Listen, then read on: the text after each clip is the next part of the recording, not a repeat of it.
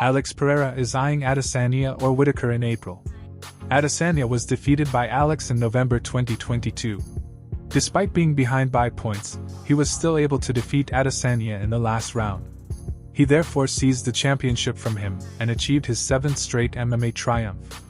Alex has defeated Adesanya twice in kickboxing and is currently having success in MMA.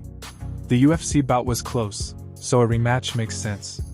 Although Alex is getting ready for one, he does not rule out a confrontation with Robert Whittaker. I want to come back in April or May. I will be ready for these months. There are no options in front of me right now.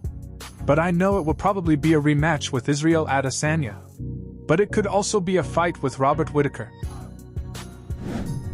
Joe Rogan believes that fight fans will be denied access to some of the best heavyweight contests. After leaving the UFC, Ngannou had his heavyweight belt removed. At UFC 285, Jon Jones and Ciryl Gane will now compete for the vacant championship. Now, according to Joe Rogan, the Ngannou-Jones fight's cancellation is one of the UFC's biggest tragedies. Joe Rogan stated in his last podcast, "I'm so bummed out by this whole thing. I don't like when a champion leaves. I do not like the best guy in the world not being the champion. If Francis wanted to resign, okay, congratulations sir, you had a great career. I suspect some of it involved wanting to do boxing as well. That's why I'm mad. I'm mad because I feel like we were deprived of one of the great fights in MMA. One of the most compelling fights in MMA. Doesn't mean I'm not interested in Ciryl Gane versus Jon Jones. I'm very interested in that fight."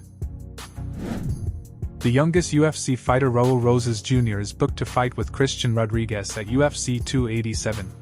Rosas Jr. made his debut as the DWCS participant who was the youngest ever and signed a deal with the UFC at the age of 17.